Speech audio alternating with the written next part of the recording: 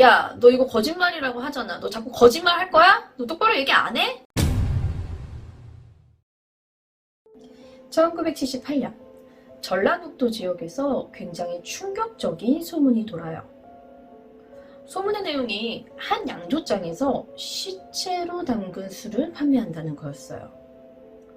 당시 이 양조장은 전북 지역에서도 꽤나 영향력 있던 양조장으로 전라북도 사람들 중에서 이 기간 동안 소주를 마신 사람이라면 분명 시체로 담근 술을 한 번쯤은 마셨을 것이다 라고 할 정도였어요.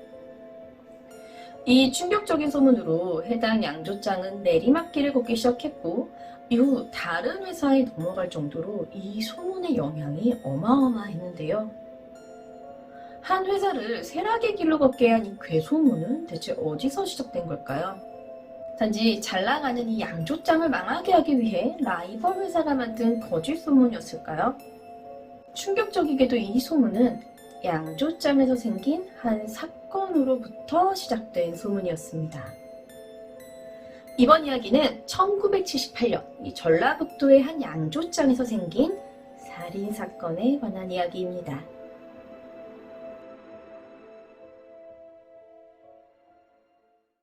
명절 때 차례를 지내거나 제삿날에 제사를 지낼 때 혹은 고사를 지낼 때 그 상에 꼭 올리는 술이 있어요. 청주, 정종이라 부르기도 하죠. 원래는 우리의 전통주인 막걸리 등으로 올리는 게 전통이었는데 이게 일제시대의 잔재라는 얘기도 있고 중국에서 넘어온 문화라는 얘기도 있는데 어쨌든 지금은 주로 청주를 상에 올리죠. 명절이 다가오면 이 청주 광고도 TV 등에서 많이 볼 수 있는데 가장 딱 생각나는 브랜드라고 하면 저는 이거인 것 같아요. 백화수복. 지금은 롯데 칠성음료, 롯데 주류에서 판매를 하고 있지만 사실 이 백화수복은 백화양조라는 오래된 주류회사에서 만들었었어요. 그래서 이름이 백화수복이거든요. 그렇다면 이 전통적인 백화양조의 술이 왜 지금은 대체 롯데에서 판매를 하게 되었냐는 거죠. 그건 1978년 한 살인사건 때문이었습니다. 1978년 4월 전라북도 군산에 위치한 이 백화양조 공장의 양조 발효 술통 안에서 나체의 여고생 사체가 발견됩니다. 시신은 이 양조 술통에서 약 한 달 정도 있었던 것으로 추정되었고 피해자는 이 지역에 살고 있던 당시 18살의 김모양으로 밝혀졌는데요. 고3이었다고 하는 거 보니까 만으로 18살이었던 것 같아요. 경찰은 시신이 발견되자 사건을 조사하기 시작하죠. 이 김모양은 군산 지역에서 굉장히 예쁘기로 소문난 여학생이었다고 해요. 그런데 이 김모양이 당시 교제하던 남성이 있었는데 동갑내기였던 18살의 강모군으로 밝혀지게 되면서 이 강모군이 유력한 용의자로 떠오르게 되는데요. 강군이 유력한 용의자로 지목된 이유는 물론 김양이 사라지기 직전 이 집으로 걸려온 강군의 전화를 받고 나갔다는 점도 있지만 이 강군이 김양의 시신이 발견된 백화양조 회장의 아들이었기 때문입니다. 경찰은 곧바로 강군을 용의자로 체포했고 신문을 시작하죠. 처음엔 당연히 아니라고 계속 발뺌을 해요. 근데 아무리 봐도 강군이 범인 같다고 생각하니 경찰은 이때 당시 이 시대적으로 굉장히 이례적인 수사를 하게 돼요. 바로 거짓말 탐지기입니다. 이때 강군에게 총 13가지의 질문을 했는데 이 중에 핵심 질문의 내용은 첫 번째, 사건 당일 김양을 만났는가? 두 번째, 옷을 벗기거나 벗게 하고 술통에 빠뜨렸는가? 세 번째, 김양이 어떻게 2층 실험실에 갔는지 아는가? 네 번째, 김양이 어떻게 죽었는지 아는가? 였습니다. 강군은 이 4가지 질문에 모두 아닙니다 혹은 모릅니다로 답변했고 거짓말 탐지기는 이 답변들에 거짓말이라는 반응을 보여요.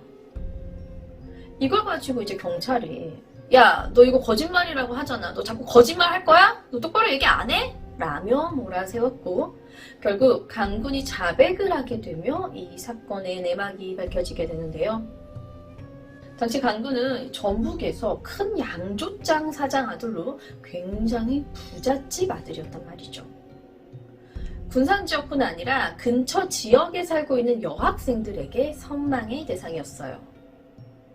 반면 군산에서 소위 얼짱으로 유명했던 피해자 김양은 굉장히 가난한 가정에서 자랐거든요. 부잣집 아들이었던 강군이 예쁜 김양을 만나는 게 이 시대적으로는 전혀 무리가 아니었죠.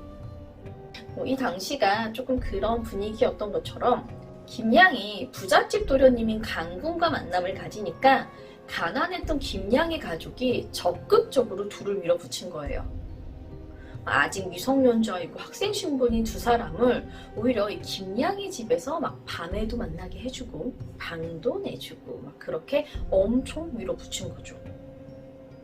사건이 터지기 5일 전인 4월 3일에는 김양이 엄마에게 나 부잣집 아들하고 굉장히 가까워져서 나도 이제 잘 살 수 있게 됐다 라고 얘기를 했다고 해요. 그 정도로 이 둘이 굉장히 가까운 사이가 되었는데 강군이 친구한테 굉장히 기분 나쁜 얘기를 하나 듣게 돼요. 평소 피해자였던 김양이 너무 예쁘다 보니까 주변 남학생들에게서 엄청나게 많은 대시를 받고 있었어요. 친구는 강군에게 김양이 널 만나기 전부터 지금까지도 성적으로 굉장히 문란하다더라 라는 얘기를 강군에게 전했고, 이 얘기에 분노한 강군이 4월 7일 김양의 집으로 전화를 걸어 밤에 만나자는 약속을 잡습니다. 강군은 김양을 추궁하기 위해 직원들이 모두 퇴근한 이 시간 회사 공장 내 2층에 위치했던 실험실로 김양을 데리고 가요. 그리고 여기서 추궁을 시작하는데 김양이 자신의 결백을 주장하기 위해서 막 스스로 옷을 벗었다는 거예요. 그럼에도 강군이 계속해서 추궁을 하자 이게 이제 충격을 받은 건지 어쩐 건지는 잘 모르겠는데 갑자기 경련을 일으키더니 기절을 했다는 거예요. 강군이 놀라서 김양을 막 흔들어 깨워보려고 하는데 김양이 깨어나지 않았고, 여기에 김양이 죽었다 생각한 강군이 순간 살인자로 몰리는 게 두려워 김양을 실험실에 있던 한 양조 발효 술통 안에 밀어넣었고, 마치 김양이 극단적인 선택을 한 것처럼 보이게 하기 위해 김양이 벗어놓은 옷을 가지런히 정리하고 공장에서 빠져나왔다는 겁니다. 하지만 김양의 사망 원인은 익사였어요. 강군의 말이 만약 사실이라면 당시 김양은 죽지 않았었고, 강군이 김양이 죽었다고 오해를 해서 술통에 넣으면서 김양은 그곳에서 익사했다는 겁니다. 그렇게 4월 26일 강군은 살인 및 시체 유기 혐의로 구속됩니다. 경찰은 강군의 자백으로 증거물까지 찾을 수 있었고, 그렇게 강군은 재판으로 넘어가게 돼요. 재판에서 거짓말 탐지기는 증거로 채택되지 못했고, 자백 과정에서 찾아낸 다른 증거들이 이 사건의 증거로 채택되며 8월 26일 전주지방검찰청 군산지청의 담당 검사는 강군에게 단기 5년, 장기 10년의 징역을 구형합니다. 지금은 이런 형벌이 없죠. 근데 이때는 짧게는 몇 년, 길게는 몇 년까지 두 가지 형을 내렸었던 것 같아요. 어쨌든 단기 5년, 장기 10년의 징역을 구형했지만 10월 14일 선고 공판에서 살인죄와 주거침입죄가 강군에게 적용되며 단기 2년 6개월, 장기 3년의 징역이 선고됩니다. 이번 이야기는 백화양조 여고생 살인사건이었는데요. 이 사건이 우리나라에서 최초로 거짓말 탐지기를 도입한 수사였다고 해요. 그래서 아직 거짓말 탐지기라는 것을 신뢰할 수 없다는 이유로 증거에서 제외된 것이었는데요. 강군은 장기 3년을 받아서 3년형을 살았고 1981년 만기 출소했다고 해요. 이후 근황은 전혀 알려지지 않았다고 합니다. 살인을 하고 시체를 유기까지 했는데 3년이면 굉장히 가벼운 처벌인 거잖아요. 이거는 강군이 김양이 이미 사망한 줄 알고 발효술탕에 넣어서 사망하게 만들었다고 해서 이게 감용의 이유가 됐다고 합니다. 피해자 김양은 사망했고 이 사건의 전말은 모두 강군의 입에서 나온 얘기들이었어요. 그러니까 저 사건의 내용이 어디까지가 진실이고 어디까지가 거짓인지 전혀 알 수 없다는 거예요. 정말로 김양이 문란해서 그걸로 인한 싸움이었는지, 김양이 자신의 결백을 증명하기 위해서 스스로 옷을 벗었는지, 김양이 먼저 경련을 일으켰고 실신한 상태로 술통에 넣은 건지는 강군만이 알고 있는 사실이라는 거죠. 4월 8일에 김양이 살해되었고 4월 26일에 강군이 구속되었으니까 이게 대략 한 달 조금 안 되는 시간이었는데, 김양의 시신이 발견되기 전까지 이 시신은 계속해서 이 양조 발효 술통에 들어있었다는 거죠. 사람의 시신이 한 달여 정도의 기간 동안 이 술통에 들어있는 동안 아무도 몰랐고 백화양조는 계속해서 출하를 했죠. 만일 이 술통 안의 소주가 판매가 되었다면 누군가는 이 김양의 시신이 담겨져 있던 술을 마셨다는 얘기가 되는 건데, 안에 시신이 들어있는지조차 아무도 몰랐는데 굳이 이 술통 안에 술을 팔지 않았을 이유도 없었겠죠. 그렇게 사람을 담궈 만든 백화소주라는 괴소문이 돌기 시작합니다. 물론 지금도 그 지역에서만 마실 수 있는 소주가 따로 있겠지만 이 당시는 지역 프랜차이즈제가 굉장히 심했던 시기라 이 백화소주는 전라북도에서만 판매가 되었고, 만일 이 소문이 사실이라면 김양이 담겨져 있던 소주는 전라북도 그 지역에서만 판매가 되었다는 겁니다.